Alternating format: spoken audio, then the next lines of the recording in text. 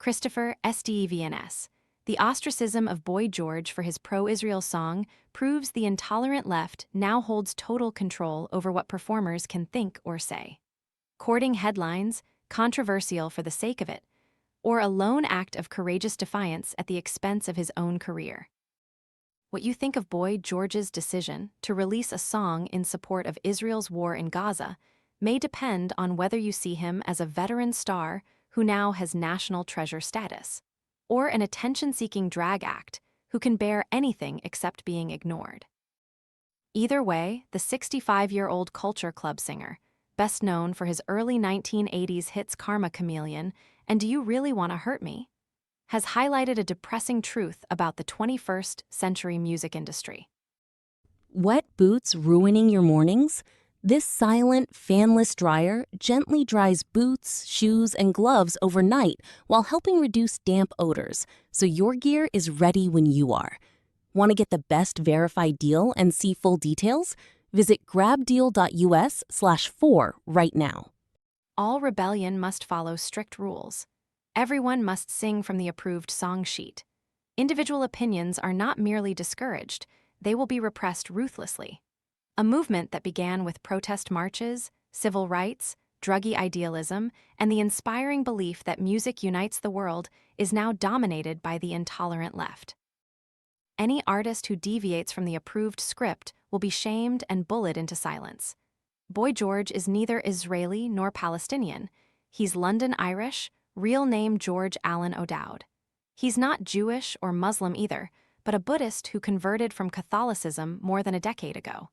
He has spoken out against anti-Semitism previously. Following the attack last April that targeted Jews outside a local synagogue in Golders Green, London, in which 2 people were seriously injured, he said, "We need to make our Jewish community know we support them."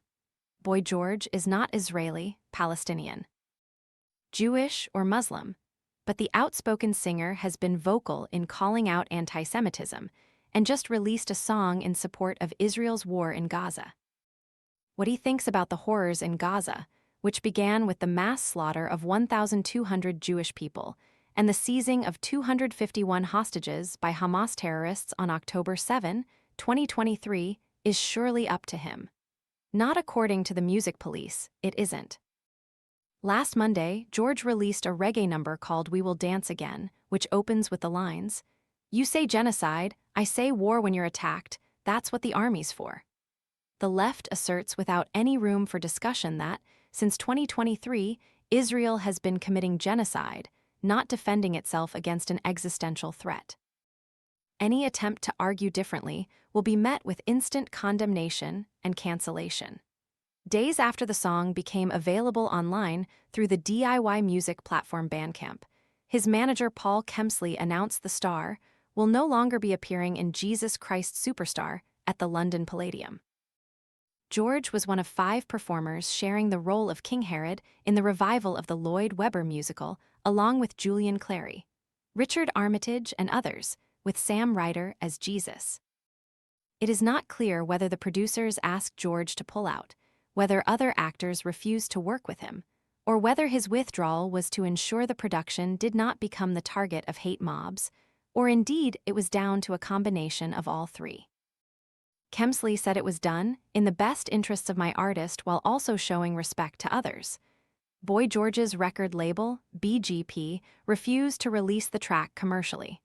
The singer called the decision gutless and split from the label's manager. He has made it clear that he wasn't celebrating war. The suggestion that I feel no compassion for Palestinians is both untrue and absurd. I am devastated for the loss of the innocent lives on both sides of this war, and I call for peace. I understand that it is uncomfortable to defend your friends when a war like this is raging, but the woman who sells me bagels is not to blame. Neither is my doctor or publicist, manager, ex-boyfriend Culture Club drummer John Moss, who is Jewish, or my thousands of Jewish friends. This song is for them. The lyrics leave no doubt where his sympathies lie. You never mention October 7 young girls raped against trees murdered brutally for the crime of dancing. He sings about the Nova Music Festival massacre, one of the focal points of the atrocity. If you're ever confused, the song continues. I stand with the Jews, I don't feel brave, I just need to behave like a human. The chorus repeats, we will dance again, a popular slogan in Israel, and the line is spoken in Hebrew at the end. The song itself sounds like a demo for a Eurovision entry, basic and unpolished but with a catchy hook. George, who sings in a growling baritone these days, makes no excuses for using AI to create the backing track. I would struggle to write this with a human, he said. Days after the song became available online, his manager announced the star will no longer be appearing in Jesus Christ Superstar at the London Palladium. Boy George is not the only singer to face backlash for his refusal to denounce Israel. U2's Bono said, the rape, murder, and abduction of Israelis at the Nova Music Festival pictured was evil. The implication is that no other musician would want to be associated with the sentiments, a truly chilling suggestion, but one that's all too plausible.